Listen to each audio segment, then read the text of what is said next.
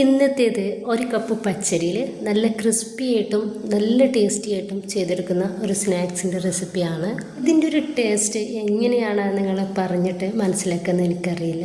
അപ്പോൾ അത് നിങ്ങൾ ഉണ്ടാക്കിയിട്ട് കഴിച്ച് തന്നെ ഇതിൻ്റെ ടേസ്റ്റ് അറിയണം കേട്ടോ. അപ്പോഴാണ് നിങ്ങൾക്കത് മനസ്സിലാവുള്ളൂ.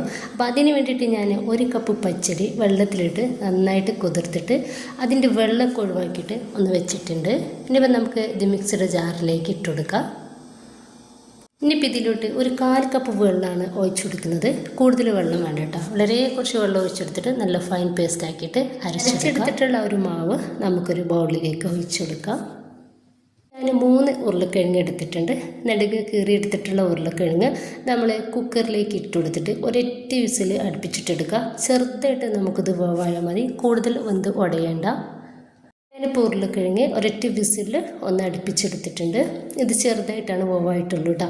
ആ ഒരു രീതിയിലാണ് നമുക്ക് വേണ്ടതും. നെക്കിയാലൊന്നും നമുക്കിത് ഉടഞ്ഞ് കിട്ടൂല കേട്ടോ. ആ ഒരു രീതിയിൽ നമുക്കിത് വേവാക്കിയെടുക്കാം. ഇനിയിപ്പോൾ ഞാൻ ചെറിയ പീസാക്കിയിട്ട് മിക്സിയുടെ ജാറിലേക്ക് ഇട്ട് കൊടുക്കുന്നുണ്ട്.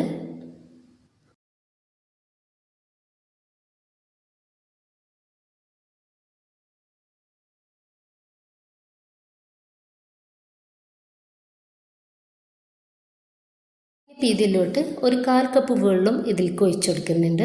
എന്നിട്ട് നല്ല ഫൈൻ പേസ്റ്റ് ആക്കിയിട്ട് അരച്ചെടുക്കുക. ചെയ്യാതെ വരികയാണെങ്കിൽ കുറച്ചുകൂടി ഒഴിച്ചു കൊടുക്കുക കേട്ടോ. പക്ഷെ പറ്റ് ലൂസായിട്ട് ഒരിക്കലും എടുക്കരുത്. ഇപ്പോൾ ഞാൻ നന്നായിട്ട് അരച്ചെടുത്തിട്ടുണ്ട്. നല്ല തിക്കായിട്ടാണ് ഇരിക്കുന്നത്. നമ്മുടെ ഈ അരിമാവിലേക്ക് ഇതങ്ങ് ഒഴിച്ചു കൊടുക്കുക.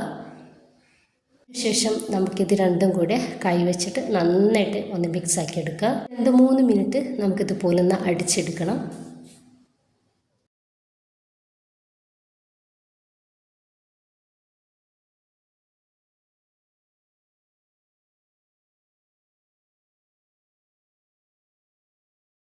അതിനുശേഷം ഇതിലോട്ട് 1 ടീസ്പൂൺ ചെറിയ ജീരകം ഇട്ടെടുക്കുന്നുണ്ട്. ഇനിയിപ്പോൾ ഇതിലോട്ട് ആവശ്യത്തിനുള്ള ഉപ്പും അതുപോലെ തന്നെ 1 ടീസ്പൂണ് കുരുമുളക് പൊടിയും കുറച്ച് മല്ലിയുടെ ഇല കൂടി ഞാനിതിലേക്ക് ചേർക്കുകയാണ്. ഈ ഒരു സമയത്ത് നിങ്ങൾക്ക് പച്ചമുളക് ചെറുതാക്കിയിട്ട് കട്ടാക്കിയത് ഇട്ട് കൊടുക്കുക കേട്ടോ. അപ്പോൾ ഞാൻ അത് ഇട്ടെടുക്കുന്നില്ല, കുട്ടികൾക്ക് കഴിക്കാനുള്ളത് കൊണ്ട് തന്നെ അത് ഇട്ടെടുക്കുന്നില്ല. ഇനിയിപ്പോൾ ഇതൊന്നും കൂടെ ഇട്ടെടുത്തതിന് ശേഷം നമുക്കിത് നന്നായിട്ട് ഒന്ന് മിക്സ് ആക്കി എടുക്കാം. സമയത്ത് നമ്മൾ ഉപ്പൊക്കെ ഒന്ന് ചെക്ക് ചെയ്ത് നോക്കുക, അല്ലെങ്കിൽ ഇട്ടെടുക്കുക. ഞാനിപ്പോൾ ചെറിയൊരു കളറിന് വേണ്ടിയിട്ട് കുറച്ച് മഞ്ഞൾപ്പൊടി കൂടി ചേർത്തിട്ടുണ്ടായിരുന്നു കേട്ടോ. എന്നിട്ട് നന്നായിട്ട് ഒന്ന് മിക്സ് ആക്കി എടുക്കുക. നന്നായിട്ട് ചൂടായിട്ടുള്ള എണ്ണയിലോട്ട് നമുക്ക് കൈവച്ചിട്ട് ഇതുപോലെ ചെറിയ ചെറിയ ബോൾസുകളാക്കിയിട്ട് ആ ഒരു മാവ് ഇട്ടെടുക്കുക. നമുക്ക് ഇതുപോലെ ഒന്ന് മിക്സ് ആക്കി കൊടുക്കട്ടോ. അടിഭാഗം ഒന്ന് നമുക്കൊന്ന് റെഡി ആയിട്ട് കിട്ടും. വേഗത്തിൽ നമുക്കിതൊന്ന് റെഡി ആയിട്ട് കിട്ടും. നമ്മൾ മീഡിയം ഫ്ലെയിമിലിട്ടിട്ട് തന്നെ റെഡിയാക്കി എടുക്കാം. ഇഷ്ടമുള്ള രീതിയിൽ നമുക്ക് ഇതൊന്ന് എണ്ണയിലേക്ക് ഇട്ടിട്ട് റെഡിയാക്കി എടുക്കാവുന്നതാണ്. ഇതൊന്ന് റെഡി ആയിട്ടുണ്ട്. അപ്പോൾ നമുക്ക് എണ്ണയിൽ നിന്ന് കോരി മാറ്റാം. ഇതുപോലെ തന്നെ ബാക്കി കൂടി നമുക്ക് ചെയ്തെടുക്കാവുന്നതാണ്.